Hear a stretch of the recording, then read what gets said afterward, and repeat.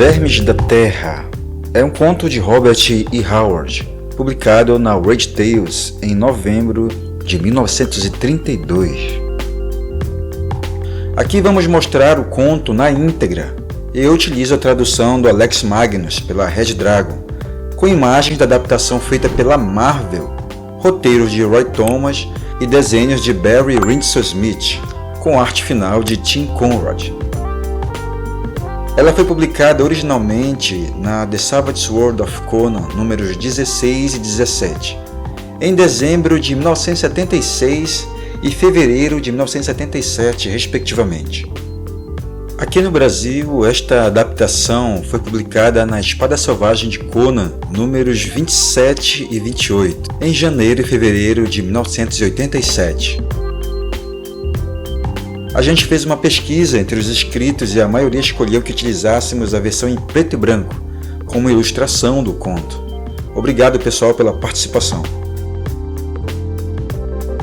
Esta história mostra não o flerte, mas a integração do autor ao estilo horror e aventura, assim como alusões a elementos do mundo de H.P. Lovecraft, autor contemporâneo com quem Howard se correspondia. O protagonista é Bran Mak Morn, rei dos Pictos, uma etnia que confronta o Império Romano na região da Bretanha. A trama está ancorada em um ambiente histórico, através de várias referências conhecidas, como o Circus Maximus e a Muralha de Adriano. A Torre de Trajano é mencionada na história, mas aquilo é um elemento para situar o momento histórico da narrativa. O autor insere nesta contextualização histórica uma série de informações ou menções, como, por exemplo, o deus Jové e os deuses negros da fictícia cidade criada por Lovecraft, chamado Hylier.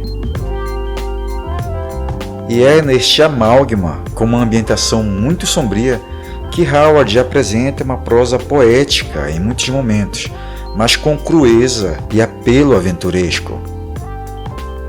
O editor da Weird Tales, Mr. Wright, gostou tanto da história que sugeriu em carta sua publicação imediata. Lovecraft, posteriormente, também se utiliza de elementos do mundo sombrio de Bran Mak Morn e Worms of Earth, a qual chamou de obra-prima macabra. Bom, chega de resenha. Vamos mergulhar neste universo dark e ver por que estes especialistas gostaram tanto deste conto, que dá um zoom na tribo bárbara preferida de Howard.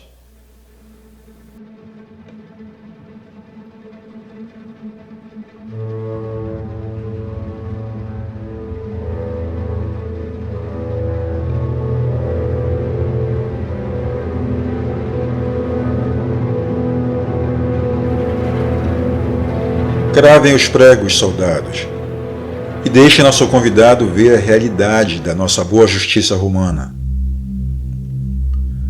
O orador dobrou ainda mais seu manto púrpura sobre a robusta compleição e se acomodou em sua cadeira oficial, da mesma forma como teria se recostado em seu assento no Circus Maximus, para se deleitar com o choque das espadas dos gladiadores. Cada um dos seus movimentos era uma demonstração debochada de seu poder. O orgulho aguçado era necessário para a satisfação romana, e Titus Sula era muito orgulhoso, pois ele era o governador militar de Eboracum e respondia apenas ao imperador de Roma. Ele era um homem bem desenvolvido, de estatura mediana, com as características falconídeas presentes no romano de raça pura. Agora, um sorriso zombeteiro curvou seus lábios carnudos, aumentando a arrogância do seu aspecto altivo. Distintamente militar na aparência, ele usava o colete de escamas douradas e couraça entalhada de sua posição hierárquica, com a espada curta presa em seu cinto e sobre o joelho, segurava o capacete prateado com uma crista emplumada. Atrás dele estava um grupo de soldados impassíveis, portando escudos e lanças. Eram os titãs loiros da Renânia. Diante dele se desenrolava uma cena que, aparentemente, dava-lhe uma grande satisfação. Uma cena bastante comum onde quer que alcançassem as vastas fronteiras de Roma. Uma pesada cruz estava deitada sobre a terra estéril e sobre ela estava um homem amarrado, seminu, de aspecto selvagem, com seus membros tensionados, olhos vítreos em choque e cabelos emaranhados. Seus executores eram soldados romanos que, com martelos pesados, se preparavam para prender na madeira as mãos e os pés da vítima, com espinhos de ferro. Apenas um pequeno grupo de homens observava a cena medonha. Naquele lugar pavoroso onde ocorriam as execuções, para além dos muros da cidade, o governador e seus guardas vigilantes, alguns jovens oficiais romanos, o homem a quem Sula tinha se referido como convidado, e que permaneceu em silêncio como uma imagem de bronze. Comparado ao brilho e esplendor do romano, o aspecto tranquilo deste homem parecia enfadonho, quase melancólico. Ele tinha pele escura, mas não se parecia com os latinos em torno dele. Não havia nele nada de sensualidade morna, quase oriental dos mediterrâneos que coloriam suas feições. Quanto aos contornos faciais, os bárbaros loiros atrás da cadeira de Sula eram ainda menos parecidos com aquele homem do que os próprios romanos. Ele não tinha lábios cheios de curvas vermelhas, nem ricas madeixas ondulantes à moda dos gregos, nem tinha sua tez escura untada pela rica oliva do sul. Ao contrário, era um reflexo da obscuridade desnuda e grosseira do norte. O aspecto inteiro do homem vagamente sugeria as brumas sombrias, a escuridão, o frio e os ventos gelados das selvagens terras do norte. Mesmo seus olhos negros eram ríspidos e frios, como labaredas negras que ardiam através do gelo.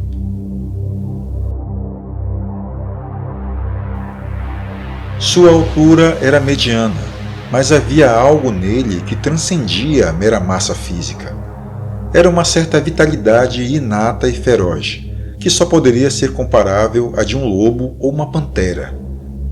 Em cada linha de seu corpo flexível e macio, bem como em seus cabelos lisos e grossos e nos lábios finos, tudo isso ficava muito evidente. Também no formato aquilino da cabeça sobre o pescoço musculoso, nos largos ombros quadrados, tórax avantajado, costas delgadas e pés pequenos. Moldado com a parcimônia selvagem de uma pantera, ele era uma efígie de potencialidade e dinâmica, sobrepujada com férreo autocontrole. Aos seus pés, agachou-se outro, também de tez escura, mas a semelhança terminava ali.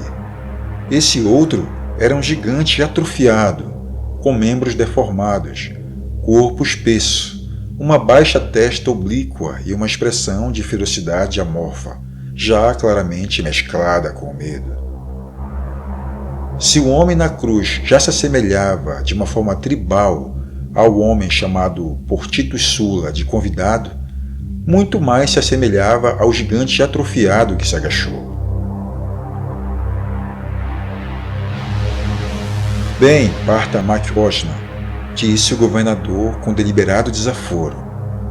Quando tu voltares para a tua tribo, terás um conto para narrar sobre a justiça de Roma, que governa o sul.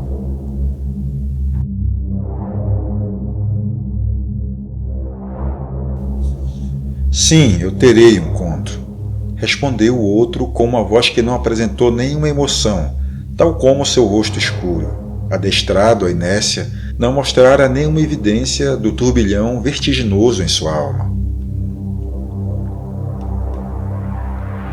Justiça para todos sob domínio de Roma, disse Sula.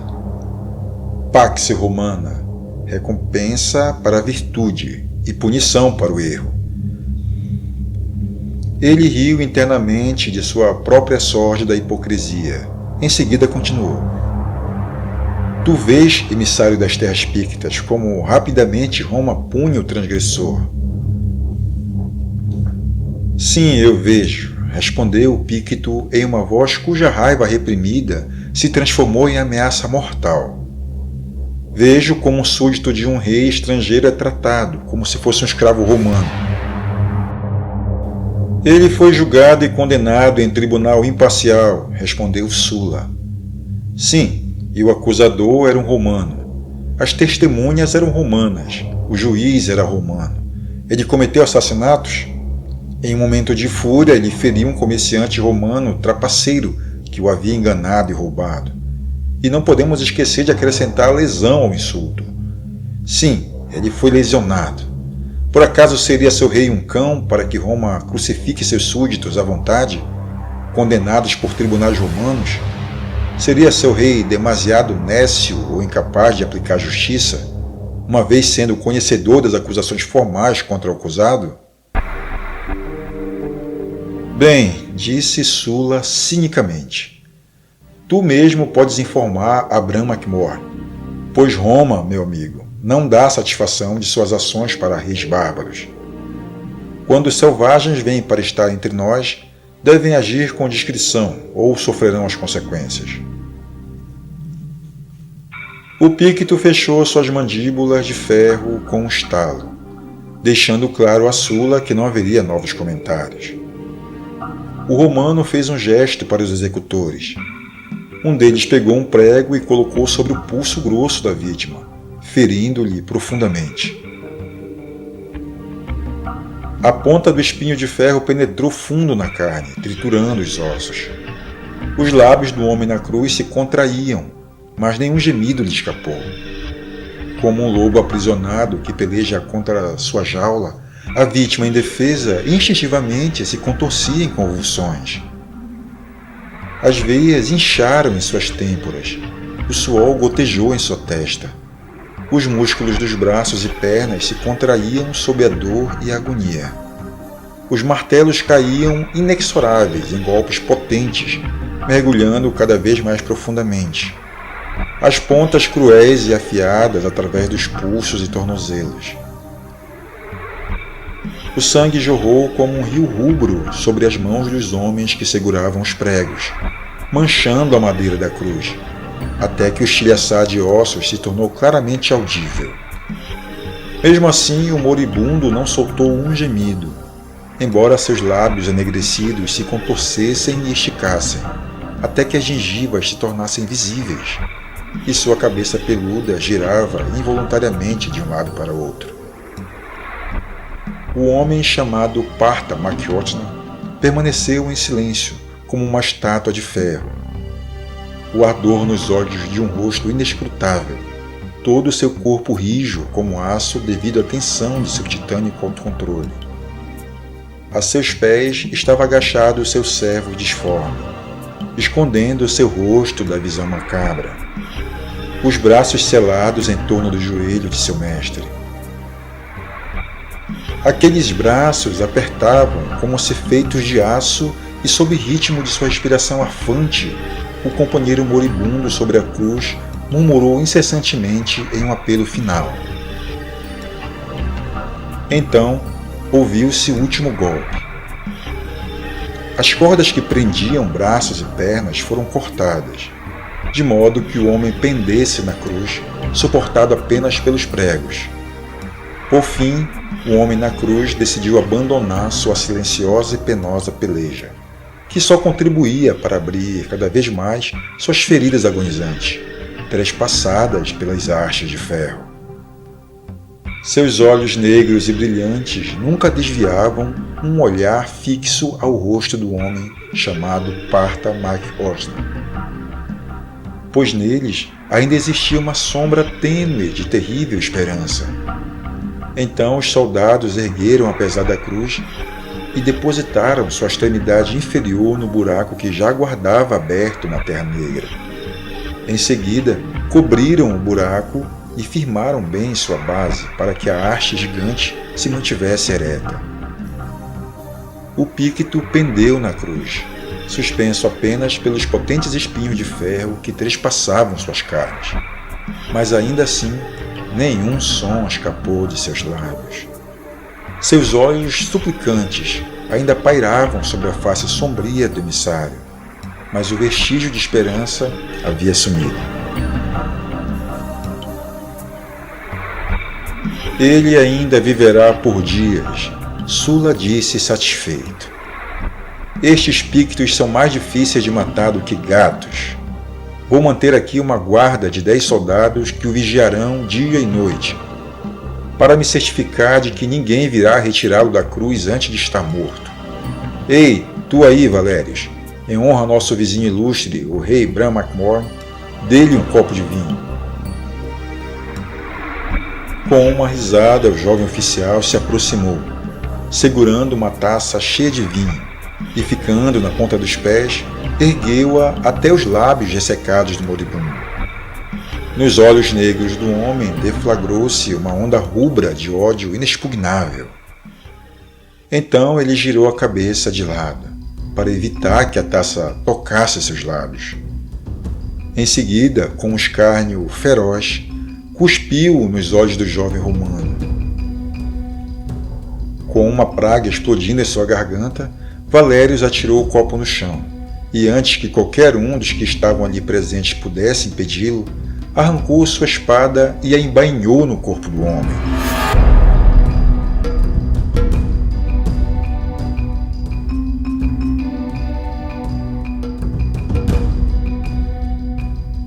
Sula levantou-se com uma exclamação imperiosa de raiva. O homem, chamado Partha Makwotna, sentiu um impulso violento. Palavras vieram à sua garganta, mas ele mordeu os lábios e não disse nada. O próprio Valérios mostrou-se surpreso consigo mesmo enquanto limpava sua espada, taciturno. O ato tinha sido instintivo, porém era um insulto ao orgulho romano, o que era insuportável. Entregue sua espada, meu jovem, exclamou Sula. Centurião Públio, prenda este homem. Alguns dias em uma cela à base de pão seco e água vão ensinar-lhe a refrear seu orgulho patrício em questões relacionadas à vontade do império. Jovem tolo! Não percebeu que não poderia ter dado um presente mais gentil a esse cão? Quem não iria preferir uma morte rápida com a espada a ter que enfrentar a lenta agonia na cruz? Leve-o daqui. E tu, centurião, certifica-te de que os guardas permaneçam vigiando a cruz, para que a carcaça não seja retirada de lá, até que os corvos só deixem de resto os ossos nus. Partha Makwotna, irei a um banquete na casa de Demétrios. Tu me acompanharias? O emissário não respondeu. Apenas meneou a cabeça, com os olhos fixos no corpo inerte que pendia da cruz, escurecida pelo jorro de sangue. Sula sorriu ironicamente. Em seguida, levantou-se e se afastou, seguido por seus secretários que carregavam sua cadeira dourada cerimoniosamente, e por outros soldados impassíveis que escoltavam Valérios, cabisbaixo. O homem chamado Partha Makwotna jogou uma grande dobra de seu manto sobre o ombro forte e parou por um momento para olhar mais uma vez a macabra cruz que ostentava, tenebrosamente, a carcaça de seu semelhante contra o céu carmesim, onde as nuvens da noite já começavam a se reunir. Então se afastou, seguido por seu servo silencioso.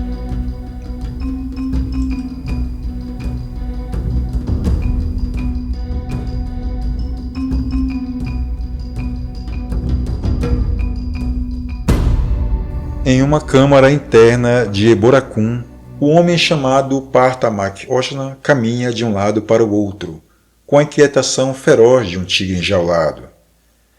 Suas sandálias não faziam ruído algum quando pisavam sobre os ladrilhos de mármore. Grom, ele se virou para o servo deformado.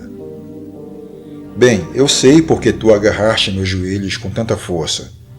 Eu sei porque tu murmuraste suplicando a deusa lunar. Tu temias que eu perdesse meu autocontrole e realizasse uma tentativa insana de socorrer aquele pobre desgraçado. Pelos deuses, eu acredito que isso era justamente o que o cão romano desejava. Seus cães de guarda, enroscados em couraça de ferro, não desviavam os olhos de mim, eu sei. Aquele foi um martírio deveras difícil de suportar. Malditos deuses negros e brancos, das trevas e da luz. Ele chacoalhou os punhos cerrados acima da sua cabeça com uma explosão furiosa da sua paixão. Por eu ter que permanecer em silêncio e ver um dos meus homens ser massacrado por um açougueiro em uma cruz romana, injustamente condenado, em um julgamento que não passou de uma farsa. Deuses negros de Lier, mesmo a voz eu invocaria pela ruína e destruição desses açougueiros assassinos. Mas eu juro, pelos antigos inomináveis, que muitos homens morrerão uivando por essa infâmia. E Roma clamará como uma mulher que tropeça em uma víbora. Ele, o pobre infeliz, sabia quem é o Senhor, mestre, disse Grom. O outro baixou a cabeça e cobriu os olhos com um gesto de dor selvagem. Aqueles olhos irão me assombrar até meu leito de morte. Sim, ele me reconheceu. E quase até o último momento, eu li em seus olhos a esperança de que eu fosse ajudá-lo. Deuses e demônios, terei eu que observar inerte enquanto açougueiros de Roma assassinam meu povo diante dos meus próprios olhos? Se for assim, então eu não sou um rei, mas um cão. Não fale tão alto em nome de todos os deuses, exclamou Grom em um susto. Pois se esses romanos suspeitassem que o Senhor é Bran Mak Morn, também o pregariam em uma cruz ao lado daquele pobre infeliz. Eles logo conhecerão a verdade, respondeu sombriamente o rei. Já faz muito tempo que estou aqui entre eles, sob o disfarce de um emissário, espionando esses meus inimigos. Eles pensam que estão me enganando, esses romanos, ao disfarçarem seu desprezo e desdém sob uma elegância satírica. Roma se mostra cortês com embaixadores bárbaros. Eles nos dão belas casas para morar, oferecem-nos escravos, tentam se aproveitar dos nossos desejos com mulheres, ouro, vinho e jogos, mas ao mesmo tempo eles riem de nós. A própria cortesia que demonstram é um insulto. E às vezes, como aconteceu hoje, o desprezo que têm perde todo o verniz. Bah! Eu já conheço todas as tramóias desses romanos. Mantive-me imperturbável, sereno e engoli amargamente todos os insultos e provocações. Mas este último, pelos demônios do inferno, este foi além da resistência humana. Meu povo olha para mim em súplica. Se eu falhar com um só deles sequer, mesmo que seja o menor e mais humilde entre meu povo, quem irá socorrê-los? A quem irão recorrer? Pelos deuses, eu vou responder os insultos desses cães romanos com setas negras e lâminas afiadas. E o chefe coberto de plumas, disse Grom se referindo ao governador, com a sede de sangue estampada no rosto. Ele morre? Sacou a lâmina de aço que vibrou em sua mão. Bran fez uma careta. É mais fácil falar do que fazer. Sim, ele morre. Mas como poderei chegar perto dele? Seus guardas germânicos se mantêm à espreita o dia todo. À noite eles ficam em cada porta e janela. Ele tem muitos inimigos, tanto romanos quanto bárbaros. Talvez um bretão cortasse de bom grado sua garganta. Grom agarrou a túnica de Bran, gaguejando com ânsia feroz, rompendo os laços de sua natureza inarticulada. Deixe-me ir, mestre. Minha vida não vale nada. Eu vou estripá-lo no meio de seus guerreiros. Bran sorriu ferozmente, colocando a mão sobre o ombro do gigante atrofiado com uma força que teria derrubado um homem menor. Não, velho cão de guerra. Eu tenho muita necessidade de ti. Você não deve jogar sua vida fora inutilmente. Sula iria ler a intenção em seus olhos. Além do mais, as lanças de seus guardas teutões te trespassariam antes que tu pudesse chegar perto daquele cão. Não, pois não será pelo punhal no escuro que destruiremos esse romano, nem com taças envenenadas ou com setas embusteiras de uma emboscada. O rei se virou e caminhou ao redor por um momento, a cabeça inclinada, sua mente tragada por um turbilhão meditativo. Lentamente, seus olhos se turvaram com um pensamento tão terrível que ele baixou sua voz para falar com o guerreiro deformado que o observava inquieto. Tornei-me familiarizado com o labirinto que é a política romana durante minha estadia neste maldito lugar de lama e mármore, disse ele. Durante a guerra na muralha de Adriano, Titus Sula, como governador desta província, deveria assumir liderança e marchar à frente de seus centuriões. Mas isso Sula nunca fez. Ele não é covarde. Porém, os mais bravos sabem como evitar certas coisas. Pois todo homem, por mais corajoso, tem algum medo particular. Assim, ele envia Caius Camillus em seu lugar, que em tempos de paz comanda as patrulhas nos pântanos do oeste, para impedir que os bretões irrompam ao longo da fronteira. E Sula vai se esconder na Torre de Trajano.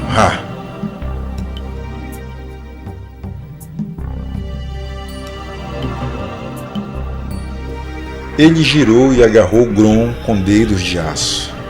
Grom, pegue o garanhão vermelho e vá para o norte. Que nenhuma grama cresça sobre os cascos do garanhão.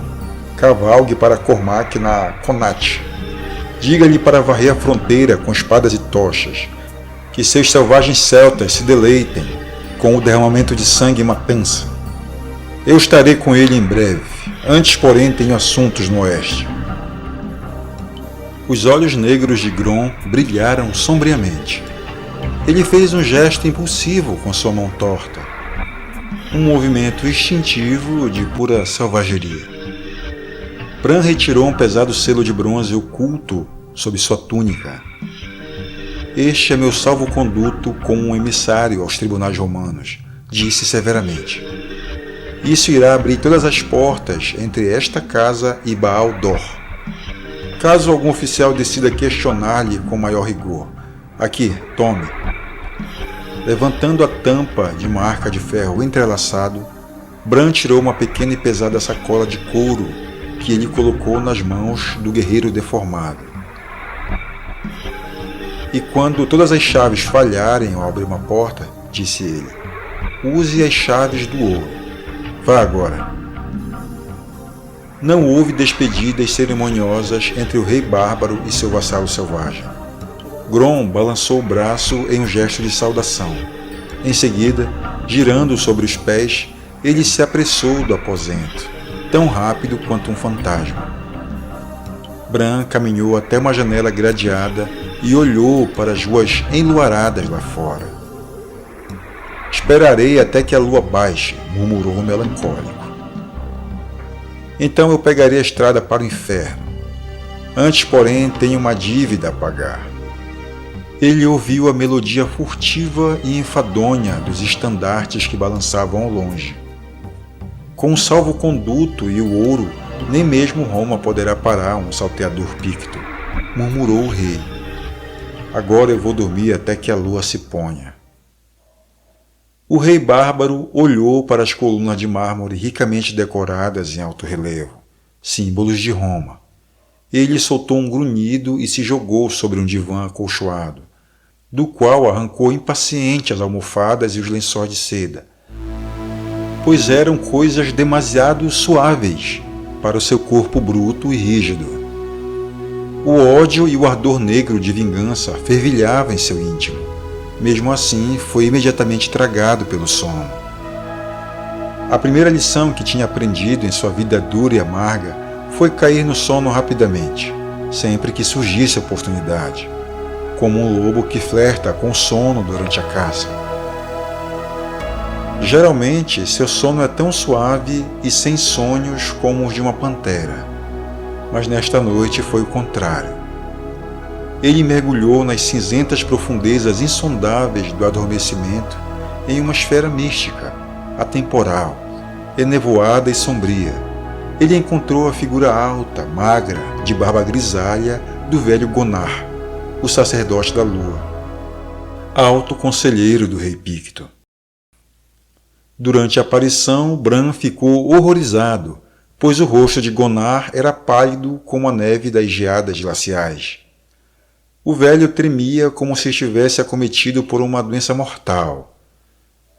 Por certo que Bran poderia estar consternado, pois em todos os anos da sua vida ele nunca tinha visto Gonar, o sábio, demonstrar qualquer sinal de medo. "O que está acontecendo, velho?" perguntou o rei. "Está tudo bem em Baal-dor?"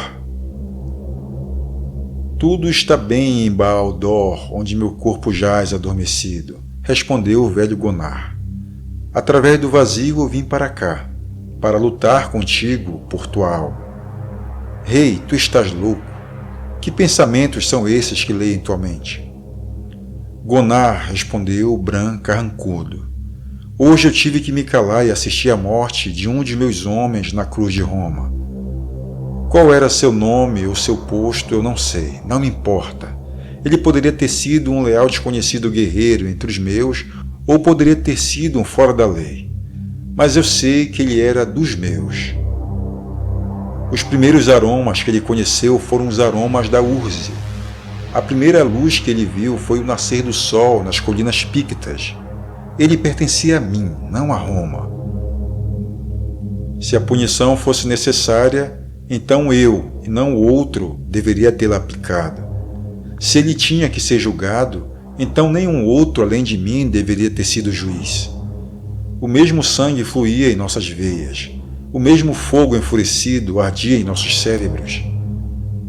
Na infância, escutamos os mesmos velhos contos, e na juventude cantamos as mesmas velhas canções.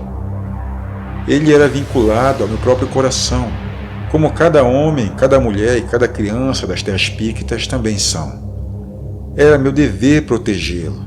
Agora vingá-lo é minha obrigação. Mas, em nome dos deuses, Bran, protestou o mago, cobre tua vingança de uma outra maneira. Retorna para os campos de Urze. Reúna teus guerreiros, junta-te a Cormac e seus celtas. Espalhe um mar de sangue e fogo por toda a extensão da grande muralha. Tudo isso eu farei, respondeu Bran sisudo. Agora, neste momento, vou saborear uma vingança, tal como um homem romano poderia sequer imaginar. O que eles sabem dos mistérios desta ilha antiga, que já abrigava a vida desconhecida muito antes de Roma emergir dos pântanos do Tibre. Bran, existem armas demasiado fúteis para se usar, mesmo contra Roma. O grito de Bran soou curto e afiado como o ganido de um chacal. Não há arma que eu não usaria contra Roma. Minhas costas estão contra a parede. Pelo sangue dos demônios, Roma foi justa comigo? Eu sou um rei bárbaro, com um manto de pele de lobo e uma coroa de ferro, lutando com meu punhado de arcos e lanças quebradas contra a rainha do mundo. O que tenho eu? As colunas de Urze, as cabanas de acácia, as lanças esvoaçantes dos homens da minha tribo. E eu enfrento Roma com suas legiões blindadas, suas amplas planícies férteis e mares ricos, suas montanhas, seus rios e suas cidades reluzentes, sua riqueza, seu aço, seu ouro, seu domínio e sua ira. Com aço e com fogo eu lutarei contra ela, com sutileza e traição, com o espinho no pé, com a víbora que se arrasta pelo caminho, com o veneno na taça de vinho, com um punhal oculto na escuridão. Sim. A voz do rei se tornou ainda mais sombria. E com os vermes da terra. Mas isso é uma loucura, gritou Gonar. Tu morrerás na tentativa de realizar o que planejas. Tu terás que descer ao inferno e não poderás retornar. O que será do teu povo então? Se eu não puder servir a meu povo, é melhor morrer, rosnou o rei. Mas tu não podes nem mesmo alcançar os seres que procuras, gritou Gonar. Por séculos incontáveis eles têm habitado à distância. Não há porta pela qual tu possas chegar a eles. Há muito tempo que cortaram os vínculos que os ligavam ao mundo que conhecemos.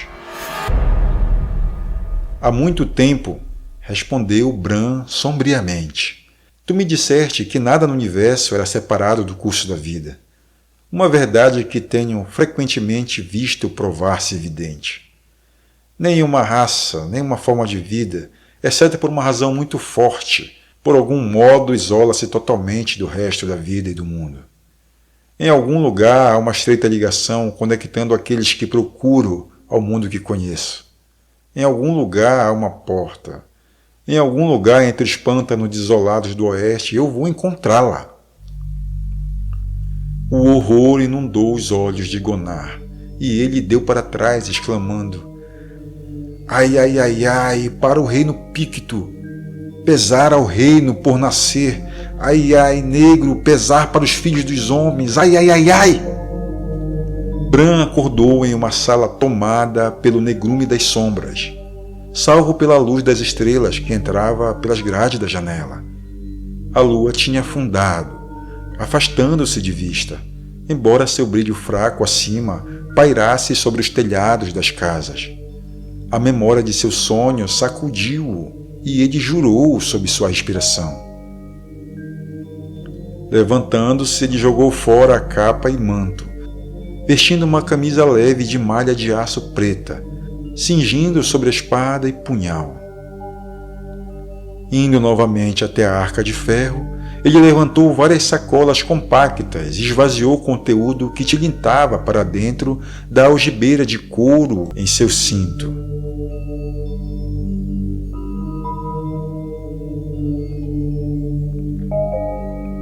Em seguida, envolvendo em um grande manto sobre si, ele silenciosamente deixou a casa. Não havia servos para espioná-lo. Ele tinha impacientemente recusado a oferta de escravos, pois era a política de Roma fornecê-los aos seus emissários bárbaros. O enrugado Grom tinha atendido a todas as simples necessidades de Bran. Os estábulos ficavam de frente para o pátio. Por um momento, tateando na escuridão, ele pousou sua mão sobre o nariz de um grande garanhão, reconhecendo-o pela chanfradura. Trabalhando sem uma luz, ele rapidamente colocou as rédeas e selou o grande bruto, e atravessou o pátio por uma rua lateral sombria, conduzindo o animal. A lua estava se pondo. As bordas das sombras flutuantes alargavam-se ao longo da parede ocidental. Silêncio se deitava sobre os palácios de mármore e casebres de barro de Eboracum, sob as estrelas frias.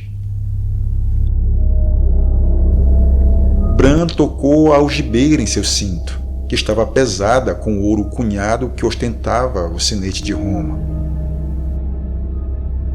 Ele tinha vindo para Eboracum, se fazendo passar por um emissário da nação Picta, para atuar como espião. Mas, sendo um bárbaro, ele não tinha sido capaz de desempenhar seu papel com indiferente formalidade e dignidade serena. Ele reteve uma memória cheia de festas selvagens, onde o vinho fluía em fontes, de mulheres romanas de seios alvos, que, saciadas com os amantes civilizados, olhavam com algo mais do que favor para um bárbaro viril. De jogos de gladiadores e de outros jogos onde dados estalavam e giravam, e altas pilhas de ouro trocavam de mãos. Ele tinha bebido demasiadamente e apostado de forma imprudente, segundo a maneira dos bárbaros, e teve uma ajuda notável da sorte, provavelmente devido à indiferença com que ele ganhava ou perdia. Ouro para o Picto era o mesmo que poeira, fluindo através de seus dedos. Em sua terra não havia necessidade daquilo, mas ele tinha aprendido sobre o seu poder nas fronteiras da civilização. Quase sob a sombra da parede do noroeste, viu à sua frente agigantar-se a grande torre de vigia que se elevava conectada por cima do muro exterior. Um canto da fortaleza, com aspecto de castelo, mais distante da parede, servia como um calabouço. Bran deixou seu cavalo em um beco escuro, com as rédeas pendendo para o chão, e esgueirou-se como um lobo rondando nas sombras da fortaleza. O jovem oficial Valérios foi despertado de um sono leve e inquieto por um som furtivo na janela gradeada. Sentou-se xingando baixinho, à medida que a luz pálida das estrelas atravessava as barras das janelas, caindo sobre o teto de pedra nua, e lembrou-se de sua desgraça. Bem, em poucos dias ele ruminou, estaria bem livre daquilo. Sula não seria muito duro com um homem com elevadas conexões. Da mesma forma, não iria deixar qualquer homem ou mulher zombar dele. Maldito seja aquele Picto insolente. Mas espere! Ele pensou, de repente, lembrando-se, e quanto ao som que o tinha despertado? Ah, aquele foi o som que veio da janela. Por que tanto mistério? Dificilmente poderia ser um inimigo. Contudo, por que seria um amigo? Valério se levantou e cruzou sua cela, aproximando-se da janela. Lá fora tudo estava turvo sob a luz das estrelas, e ele não conseguiu enxergar nada além de uma forma sombria perto da janela. — Quem és tu? Ele inclinou-se contra as grades, forçando os olhos na escuridão. Sua resposta foi um grunhido de risada lupina, um longo lampejo de aço à luz das estrelas. Valério escambaleou para longe da janela e caiu no chão, apertando sua garganta, gorgolejando horrivelmente enquanto tentava gritar. O sangue jorrou por entre os dedos, formando uma piscina ao redor de seu corpo contraído, refletindo a luz opaca das estrelas estupidamente avermelhada. Lá fora, Bran deslizou como uma sombra, sem parar para olhar para dentro da cela. Em alguns minutos, os guardas contornariam a esquina na sua rotina regular. Ele conseguiu ouvir o ruído de passos ritmados e pesados de pés calçados em ferro. Mas antes que os soldados estivessem à vista, Bran já tinha desaparecido. Os soldados passaram estólidos pela janela que dava para a cela, sem suspeitar do cadáver que jazia no chão ali dentro. Bran cavalgou para o pequeno portão no muro ocidental, onde esperava não ser contestado pelo vigia sonolento. O que temer de uma invasão estrangeira em Iburacum? Parece que certos ladrões bem organizados e contrabandistas de mulheres tornaram mais rentáveis aos vigias o fato de não serem muito vigilantes. Mas o único guarda que permanecia no portão ocidental enquanto seus companheiros caíam bêbados em um bordel nas extremidades, ergueu a lança e berrou para Bran, para que parasse e desse conta de si. Em silêncio, Picto freou a montaria. Oculto pelo manto negro, ele parecia obscuro e indistinto ao romano, que só conseguia ver o brilho de seus olhos frios na penumbra. Mas Bran levantou a mão contra a luz das estrelas, e o soldado notou o brilho de ouro. Na outra mão ele viu um longo brilho de aço. O soldado entendeu, e não hesitou em escolher um suborno pelo ouro ou uma batalha até a morte com aquele cavaleiro desconhecido, que aparentemente era um bárbaro de algum tipo. Com um grunhido, ele baixou a lança e empurrou o portão para abri-lo. Bran cavalgou através do portão, lançando um punhado de moedas para o romano. Elas caíram sobre seus pés em uma chuva dourada, tilintando contra as lajes do chão. O soldado se curvou às pressas, ganancioso para apanhá-las, e Bran McMorn cavalgou para o oeste como um fantasma voando no meio da noite.